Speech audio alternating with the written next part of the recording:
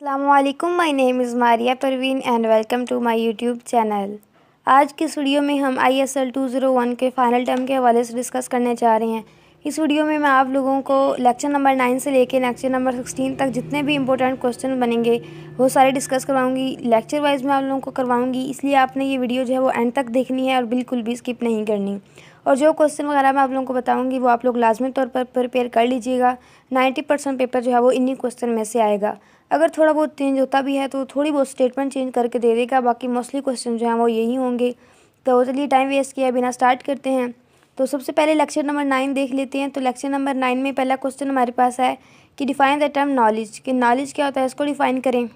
अब आप लोगों के जो हैंडआउट्स में आंसर दिए गए हैं मैंने वही यहाँ पे सारे इनपुट किए हैं और उधर से ही सारे फाइल बनाई है।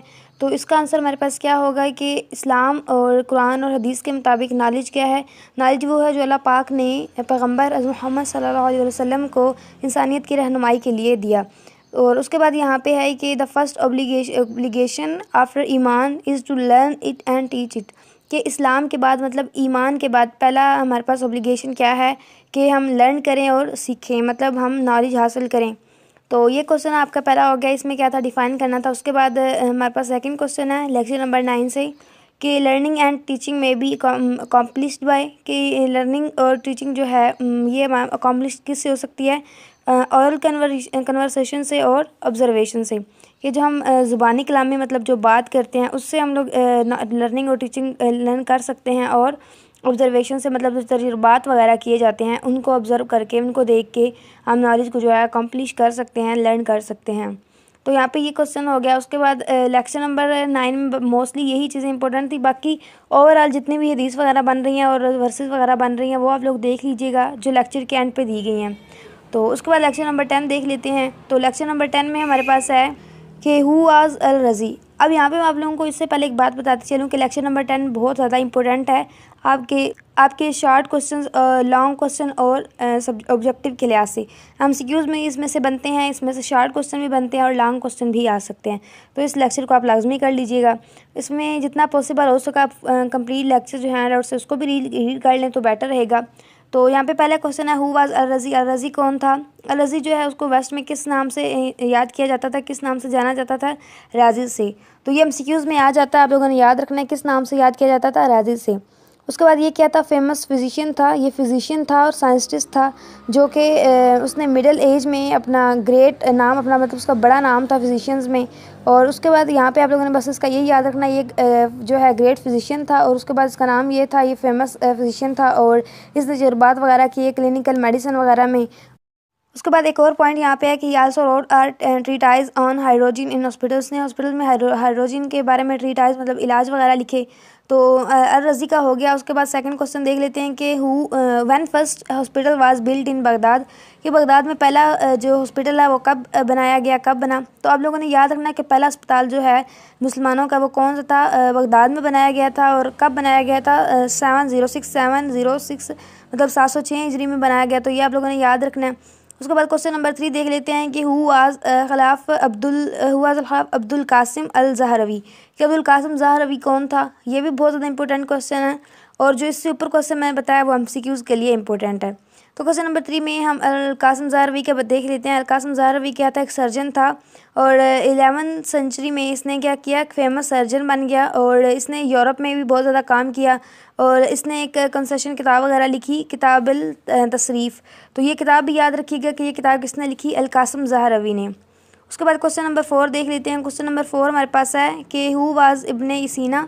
इब्ने सीना कौन था? ये भी बहुत ज़्यादा इंपॉर्टेंट क्वेश्चन है। जितने भी यहाँ पे साइंटिस्ट आपको दिए गए हैं, जियोग्राफर्स दिए गए हैं और यहाँ पे फिजिशियंस वगैरह दिए गए हैं, सर्जन दिए गए, इनके नाम याद रखिएगा कि ये कौन सर्जन था, कौन फिजिशियन था और इसने कौन सी किताब वगैरह लिखी, इसके इनके जो है खिदमात वगैरह क्या थी, ये आप लोग याद रखिएगा।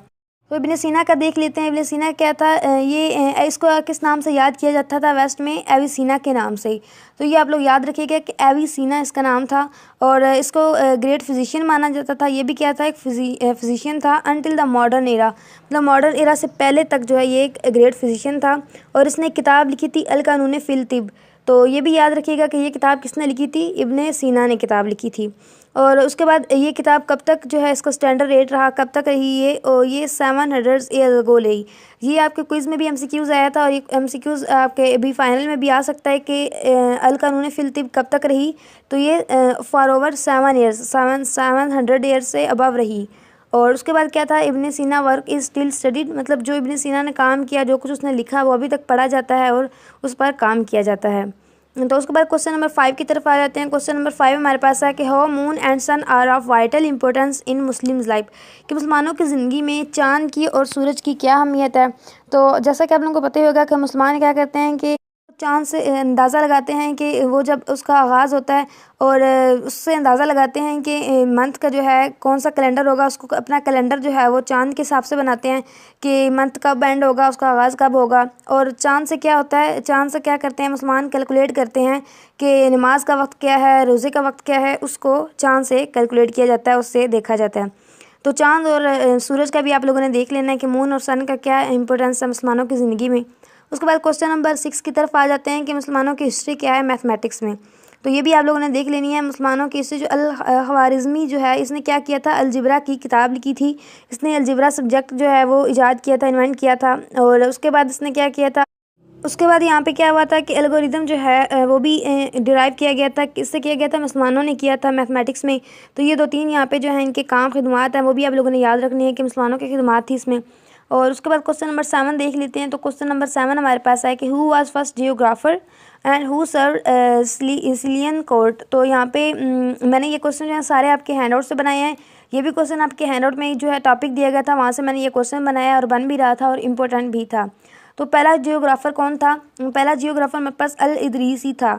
अल इदरीसी क्या था, वेल नाउन मुस्लिम स्कॉलर, ये स्कॉलर भी था। Who serve the Sicilian court, sorry यहाँ पे जो जिसने सिलियन कोर्ट को जो है वो सर्व किया था वो हमारे पास अल इदरीसी था, जो मुस्लिम स्कॉलर था। और 1166 में इसने क्या किया कि इसने मैप्स वगैरह को जो है वो प्रोड्यूस किया और उसके बाद उन पे काम किया।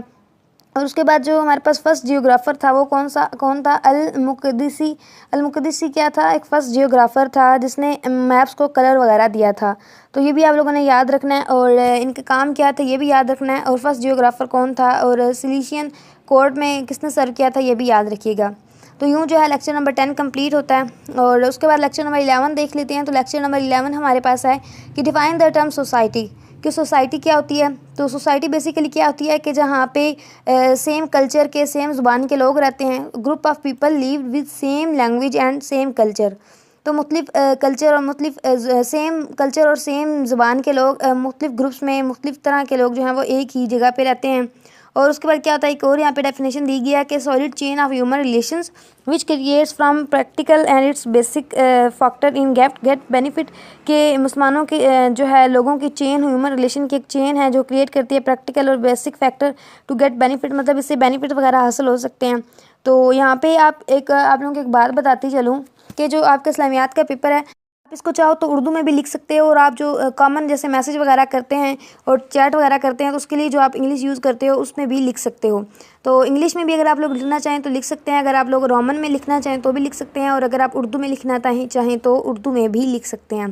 तो यहाँ पे आप लोगों को इस्लामियात में ये ऑप्शन दिया गया है, इसलिए आप लोग यहाँ पे इसको फॉलो कर सकते हो। अगर आप लोगों को मुश्किल हो रही है इंग्लिश में लिखना, या आप समझ रहे हैं कि इंग्लिश में लिखने में हमारा टाइम ज़्यादा जा रहा है, हमें सोचना पड़ता है, तो आप उर्दू में भी लिख सकते हैं, या फिर जो आप चैट वगैरह करते हैं उसमें भी टाइपिंग कर सकते हैं।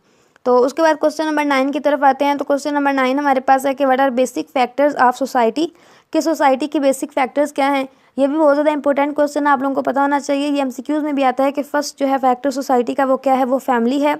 तो यहाँ पे चारों देख लेते हैं इसके फैक्टर्स कौन से हैं। पहला हमारे पास है फैमिली एंड ट्राइब, के फैमिली और कबाइल मतलब कबीले या ट्राइब के लोग। उसके बाद है एरिया, स्टेट एंड कंट्री, मतलब एरिया और कंट्री हो गया। उसके बाद है रैंक्स, मतलब तबकात, जो उनमें तबकात वगैरह मुख्तलिफ तबकात के लोग होते हैं, वो हमारे पास फैक्टर है तीसरा सोसाइटी का। और चौथा हमारे पास है फंडामेंटल आर्टिकल ऑफ फेथ, मतलब अकीदे का जो है फंडामेंटल आर्टिकल, अकीदे के हिसाब से जो फैक्टर है वो भी सोसाइटी में मतलब फैक्टर के तौर पर इंक्लूड किया जाता है। तो ये चारों आप लोगों ने नाम याद रखना है, ये आपके एमसीक्यूज़ में भी आ सकते हैं और आपसे ये पूछ भी सकते हैं कि फैक्टर्स के नाम बताएं। उसके बाद क्वेश्चन नंबर 10 की तरफ आ जाते हैं। क्वेश्चन नंबर 10 हमारे पास था कि discuss about rights of Allah, parents rights, relatives rights, neighbours rights, अगे rights of one Muslim over another. मतलब एक मुसलमान के दूसरे मुसलमान पास जो राइट्स हैं वो लिखे। मतलब यहाँ पे ये जो मुझे इंपॉर्टेंट क्वेश्चन लगा था, ये लॉन्ग के लिए इंपॉर्टेंट है और ये आप लोग कर लीजिएगा कि ये आपके हैंडआउट्स में दिया गया है। मैंने यहाँ पे इसलिए डिटेल से नहीं दिया क्योंकि ये अलग अलग क्वेश्चन बन रहे थे तो ये काफ़ी लेंथी हो जाना था, इसलिए मैंने सिर्फ आपको टॉपिक बता दिए हैं कि आपने अल्लाह के राइट्स कर देने हैं, पेरेंट्स के जो राइट्स होते हैं वो भी कर लेने हैं। उसके बाद रिलेटिव्स के क्या होते हैं, नेबर हमसायों के कौन से राइट्स होते हैं, मुसलमान के मुसलमान पर कौन सा राइट्स होते हैं, ये आप लोग कर लीजिएगा। तो ये आप लोगों को लेक्चर नंबर 10 में हैंडआउट्स में अगर आप देखेंगे तो आपको हेडिंग मिलेगी, वहाँ से आप लोग इसको लाजमी तौर पर रीड कर लीजिएगा। ये लॉन्ग क्वेश्चन के लिए इंपॉर्टेंट है, इसमें से एक ना एक आ सकता है। तो उसके बाद लेक्चर नंबर 12 देख लेते हैं। तो लेक्चर नंबर 12 में हमारे पास पहला क्वेश्चन है। क्वेश्चन नंबर 11 देख लेते हैं कि write down manners etiquettes of conversion. ये बहुत ज़्यादा इंपॉर्टेंट क्वेश्चन है, ये आपकी लॉन्ग क्वेश्चन में भी आ सकता है और शॉर्ट में भी पूछ सकता है कि कोई से 3 या 4 मैनर्स लिखें। लेकिन अगर वो आपसे 2-3 मैनर्स मेंशन नहीं करता तो हो सकता है कि लॉन्ग क्वेश्चन में भी ये आपका क्वेश्चन आ जाए। तो इसको यहाँ पे आपने लाजमी तौर देख लेने हैं कि एटिक्वेट्स क्या हैं, कन्वर्जन के मतलब मैनर्स क्या हैं, असूल क्या हैं कन्वर्जन के, हमारे पास मैनर्स कौन से होने चाहिए। तो यहाँ पे मैंने आपके हैंडआउट से ही मेंशन कर दिए हैं कि हमें जो है सच बोलना चाहिए। उसके बाद सच बोलते हुए हमें हिचकिचाना नहीं चाहिए। और उसके बाद क्या होना चाहिए कि speak only when you must, मतलब जब आपको ज़रूरत हो तब बोलें। And always talk with the purpose, मतलब जब कोई ना कोई मकसद हो तब बोलें, फालतू ना बोलें।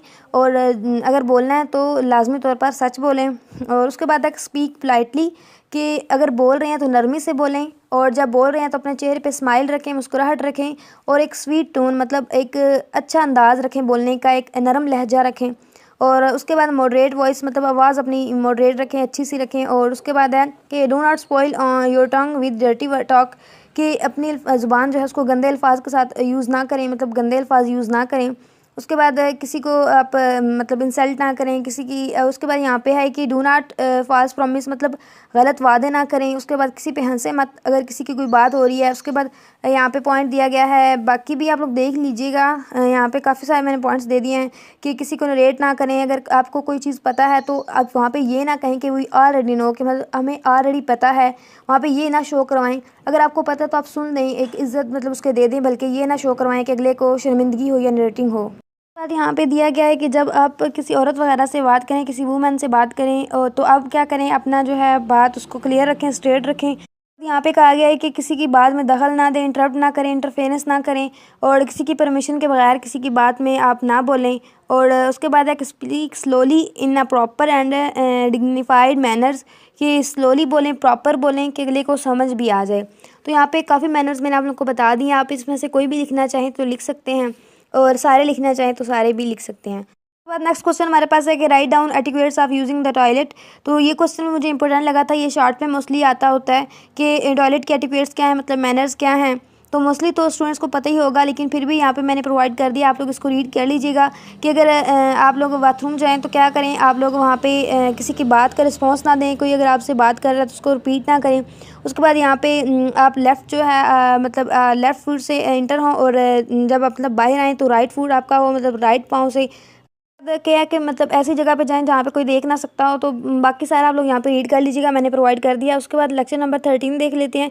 तो लेक्चर नंबर 13 हमारे पास है। Question number 13, what is meaning of respect, कि रिस्पेक्ट का मतलब क्या होता है। तो रिस्पेक्ट बेसिकली कहाँ से आया, जर्मन से आया। ये वर्ड किसका है, जर्मन ज़बान का है। और इसका वर्ड कौन सा है जो है वो अरफज है। तो यहाँ पे ये एमसीक्यूज़ में आता होता है कि इसका वर्ड कौन सा है, ये किस ज़ुबान का वर्ड है ये, और इसका मतलब क्या है। फेयर एंड ऑनर, मतलब खौफ और मतलब ऑनर होना, इज़्ज़त होना, रिस्पेक्ट होना।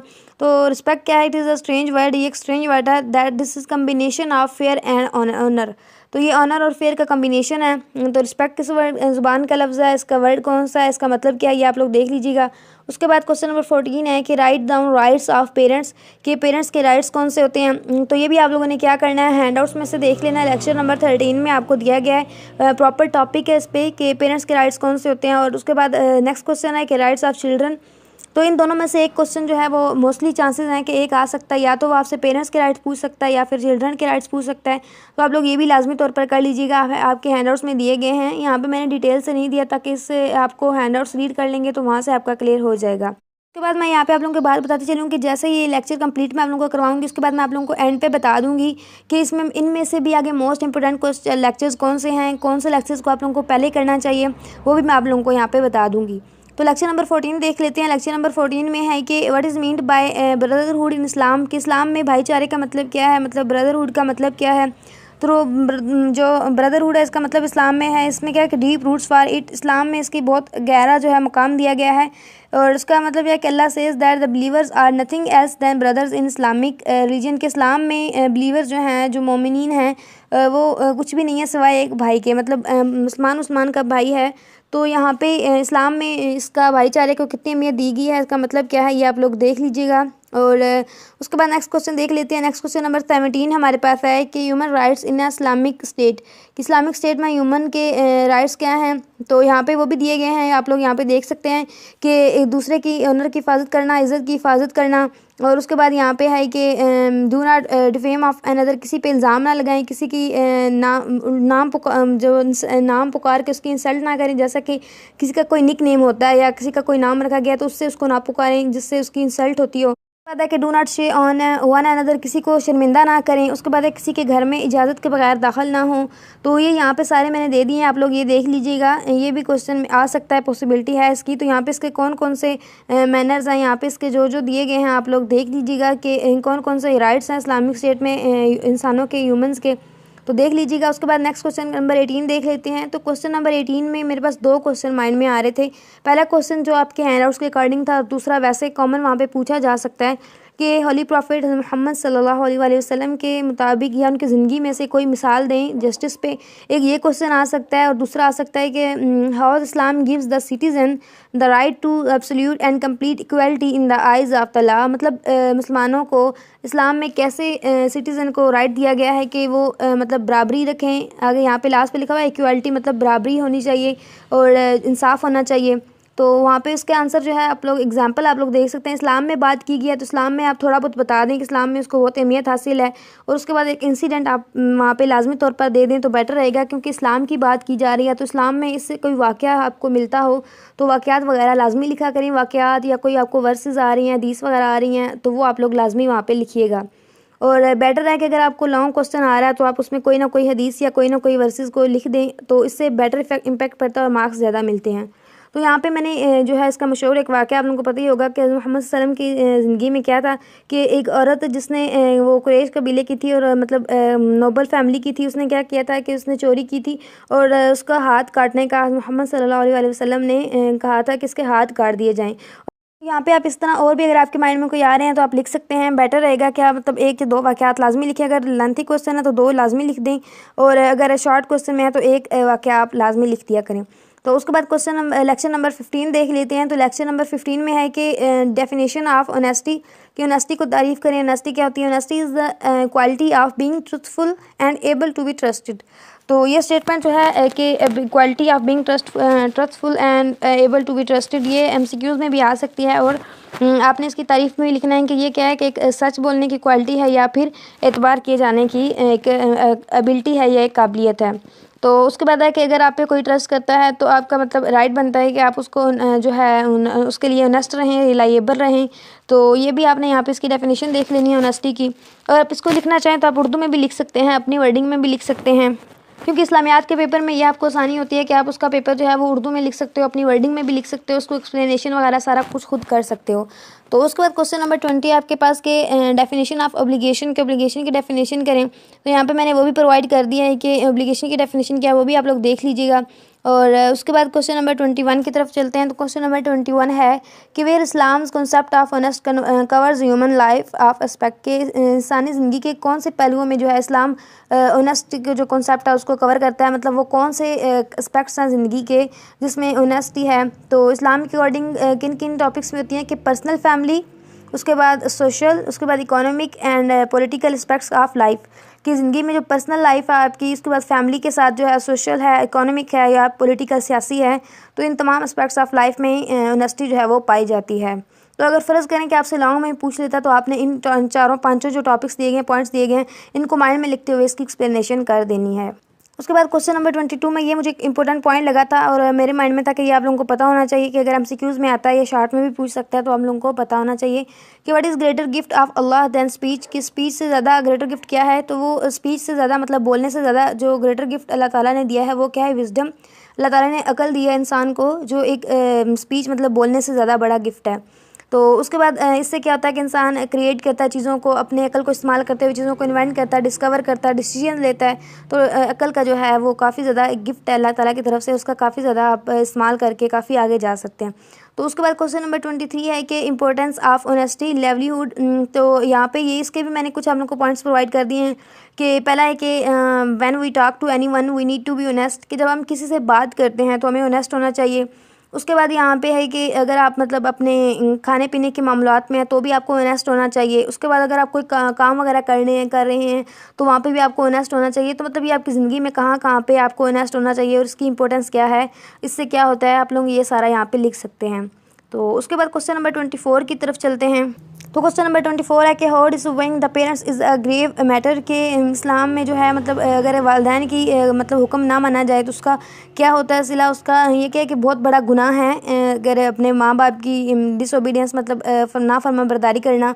और इसका यहाँ पे सारा मैंने बता दिया, आप लोग इसको रीड कर लीजिएगा, आपके हैंडआउट्स में भी डिटेल से दिया गया है कि माँ बाप की नाफरमानी करें तो क्या होता है। और इसमें अगर आपके माइंड में कोई भी हदीस वगैरह है या कोई भी वर्सेस वगैरह हैं या कोई वाक़या है तो आप लोग वो भी यहाँ पे लिखना चाहें तो लिख सकते हैं। और उसके बाद क्वेश्चन नंबर 5 की तरफ चलते हैं। तो उसका लास्ट क्वेश्चन है कि डिफ़ाइन फॉरगिवनेस, ये कि माफ़ी जो है वो क्या होती है उसको डिफ़ाइन करें। तो यहाँ पे है कि मोहम्मद सल्लल्लाहु अलैहि वसल्लम की ज़िंदगी से कोई भी वाक़यात आप लिखना चाहें तो वो भी लिख सकते हैं। तो ये आप लोगों ने लेक्चर अपना देख लेना, लास्ट लेक्चर जो है उसमें बताया गया है कि माफ़ी की तारीफ़ जो है, फॉरगिवनेस माफ़ करना, इसकी तारीफ़ क्या है। और हम मोहम्मद सल्लल्लाहु अलैहि वसल्लम की ज़िंदगी में वाक़यात, ये कई वाक़यात आप लोग सोचें तो आप लोगों को पता ही होंगे। जैसे कि एक बुढ़िया ने कूड़ा फेंक दिया था तो आप सल्लल्लाहु अलैहि वसल्लम ने उसे माफ़ कर दिया। इसी तरह एक शख्स ने मोहम्मद सल्लल्लाहु अलैहि वसल्लम को मारने की कोशिश की थी तो आप सल्लल्लाहु अलैहि वसल्लम ने उसे भी माफ़ कर दिया। और ऐसे कई सारे वाक़यात हैं आप सल्लल्लाहु अलैहि वसल्लम की ज़िंदगी से लेके आप लोग यहाँ पे इसमें लिख सकते हैं। और अगर ये लॉन्ग क्वेश्चन में आता है तो आप वाक़यात वगैरह लाजमी लिखिएगा और कोई ना कोई हदीस वगैरह लाजमी कर लीजिएगा। तो यहाँ पे मैं आप लोगों को एक और बात कहना चाहूँगी कि आप लोगों ने क्या करना है, आपका जो इस तरह के अगर क्वेश्चन आएंगे थ्योरी टाइप तो वो तो आप लोग कर लोगे, कुछ ना कुछ आप लोग कर ही लेंगे। यहाँ से अगर आप लोग तैयारी करते हैं तो भी आप लोग इजीली इसको सॉल्व कर सकते हो। अब इसके अलावा आप लोगों ने एक और काम करना है कि आपको जो पास्ट पेपर्स दिए गए हैं आप लोगों ने वहाँ पे जितनी भी हदीस और वर्सेस वगैरह दी गई हैं आप लोगों ने वो लाजमी तौर पर कर लेनी है। उसमें से कोई ना कोई एक या दो आपके पेपर में भी आ सकती हैं, तो प्लीज़ उनको लाजमी तौर पर कर लीजिएगा। मेरी आप लोगों से रिक्वेस्ट है कि अगर आप लोग अच्छा मार्क्स लेना चाहते हैं या अच्छा जीपीए बनाना चाहते हैं ISL 201 में तो आप लोग उन वर्सेस वगैरह को भी कर लीजिएगा। अगर आप लोग जो बुक्स में दी गई हैं, हैंडआउट्स में दी गई हैं, इतनी ज़्यादा वर्सेस वगैरह वो आप नहीं कर सकते तो एटलीस्ट जो पास पेपर में दी गई हैं वर्सेस वगैरह वो आप लोग कर लीजिएगा। वो उसमें से कोई ना कोई एक या दो आपके पेपर में लाजमी तौर पर आ जाती हैं। और इसके अलावा जो आपके लास्ट वाले लेक्चर्स हैं इसमें जो शार्ट आपको एक एक लाइन की वर्सेस वगैरह दी गई हैं, हदीस वगैरह दी गई हैं, उनके भी तर्जमा वगैरह आप लोग देख लीजिएगा ताकि अगर आपको उसकी एक्सप्लेनेशन पूछते हैं या आपसे उसका तर्जमा करते हैं, किसकी ट्रांसलेशन लिखे, आप लोग वहाँ पे कुछ ना कुछ लिख सको। मज़ीद वीडियो अच्छी लगी हो तो प्लीज़ फीडबैक दीजिएगा। मैं आप लोगों के लिए स्पेशल जो है एफर्ट करके नोट्स वगैरह बनाती हूँ, आप लोगों के लिए वीडियो बनाती हूँ। तो आप लोग इसको लाइक कर दिए करें, मुझे कमेंट सेक्शन में फीडबैक दे दिया करें। मज़ीद अपने दोस्तों से लाजमी तौर पर शेयर किया करें ताकि बाकी स्टूडेंट्स की भी हेल्प हो सके और उनकी भी प्रिपरेशन हो सके और मेरी वीडियो बनाने का जो मकसद है वो भी पूरा हो सके। मज़ीद वीडियो अच्छी लगी हो तो प्लीज़ लाइक कीजिएगा, फ्रेंड्स से शेयर कीजिएगा और अगर चैनल पर न्यू है तो चैनल को सब्सक्राइब करना मत भूलिएगा। Thank you so much for watching my video. Allah हाफिज़।